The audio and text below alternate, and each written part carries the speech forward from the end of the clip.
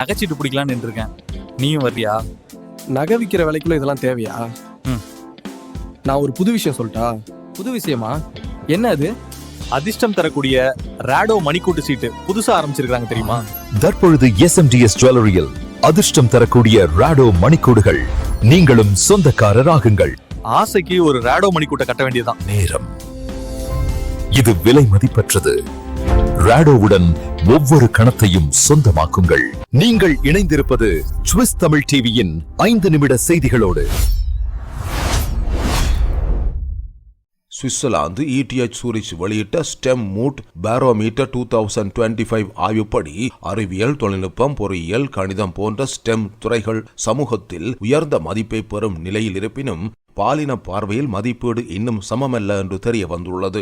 1600 பேரிடம் நடத்தப்பட்ட கருத்து கணிப்பில் ஆண்கள் தங்களின் அறிவியல், தொழில்நுட்பம், பொறியியல், கணிதம் சார்ந்த துறைகளில் உள்ள திறனை 10ல் 5.6 என்ற சராசரியாக மதிப்பிட்டுள்ளனர். பெண்கள் அதே துறையில் 4.1 புள்ளி மட்டுமே அளித்துள்ளனர். பெற்றோர் குழந்தைகளை மதிப்பிடும் போது கூட பாகுபாடு தெளிவாக உள்ளது. தொழில்நுட்பத்தில் மகன்களுக்கு 5.7, மகள்களுக்கு 4.4 என மதிப்பீடு காணப்படுகிறது. கணிதம், கணினி அறிவியல் ஆகிய துறைகளிலும் மகன்கள் உயர்வாக மதிப்பிடப்பட்டுள்ளனர். இந்த ஆய்வு இந்த மனநிலைகள் தலைமுறைகள் கடந்து வரும் பாலின நம்பிக்கை காரணம் என்று குறிப்பிட்டுள்ளது. இதனை மாற்ற குழந்தை பருவத்திலிருந்தே அறிவியல், தொழில்நுட்பம், பொறியியல், கணிதம் சார்ந்த துறைகளில் கற்றல் நம்பிக்கை, விளையாட்டு கற்றல் முறை, பாலின பாகுபாடற்ற பாடத்திட்டம் அவசியம் என ETH சூரிச் எச்சரிக்கிறது. சுவிட்சர்லாந்தின் முக்கிய 10 பெரிய வங்கிகளின் இணையதளங்களில் வெளியாகும் வேலை வாய்ப்பு அறிவிப்புகள் அக்டோபர் மாதத்திலும் மேலும் குறைந்துள்ளன. தற்போது 528 வேலைகள் மட்டுமே அறிவிக்கப்பட்டுள்ளன. இது செப்டம்பரோடு ஒப்பிடும்போது 5.5% குறைவென வேலைவாய்ப்பு தளம் இண்டீட் வெளியிட்ட மதிப்பீட்டில் தெரிவிக்கப்பட்டுள்ளது. இந்த கணக்கில் சுவிட்சர்லாந்துக்குள் உள்ள பணியிடங்களே சேர்க்கப்பட்டுள்ளன. பயிற்சி, இன்டர்ன்ஷிப் மற்றும் பயிற்சி சார்ந்த பதவிகள் தனியே காணப்படுகின்றன. அவையும் சேர்த்தால் அக்டோபரில் வீழ்ச்சி இன்னும் அதிகம் என்று தெரிகிறது.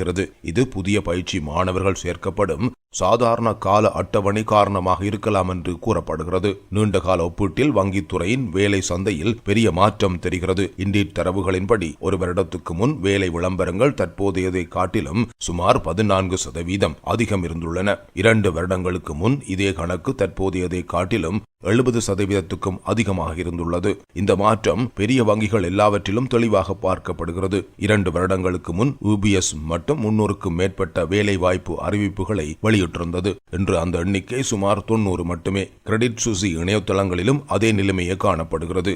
சுர்கர் கேண்டோனல் பேங்க் மற்றும் போஸ்ட் பைனான்ஸ் ஆகிய வங்கிகளும் 2 ஆண்டுகளுக்கு முன் இருந்ததை விட இப்போது சுமார் பாதி அளவுக்கே வேலை அறிவிப்புகளை வெளியிடுகின்றன. தற்பொழுது மிக அதிக வேலை அறிவிப்புகள் இருப்பதாக கருதப்படும் ரைஃபைசன் வங்கியிலும் 2023 இறுதி காலத்தோடு ஒப்பிடும் போது சுமார் 75% அளவுக்கு குறைவாகவே அறிவிப்புகள் உள்ளன. சுவிட்சர்லாந்து வங்கிகள் உலகளாவிய டிஜிட்டல் மாற்றம், ஆட்டோமேஷன், நிதித்துறையின் மறுசீரமைப்பு போன்ற செயல்முறைகளில் தீவிரமாக ஈடுபட்டு வருகின்றன. இதன் விளைவாக பாரம்பரிய வங்கி பணியாளர் தேவை மெல்ல மெல்ல இறங்கும் போக்கே கடந்த 2 ஆண்டுகளாக தெளிவாக காட்டுகிறது. சுவிட்சர்லாந்தில் முதியவர்களுக்கு, குறிப்பாக பெண்களுக்கு எதிரான வன்முறை சம்பவங்கள் குறிப்பிடத்தக்க அளவில் அதிகரித்து வருவதாக புதிய புள்ளிவிவரம் வெளிப்படுத்துகிறது.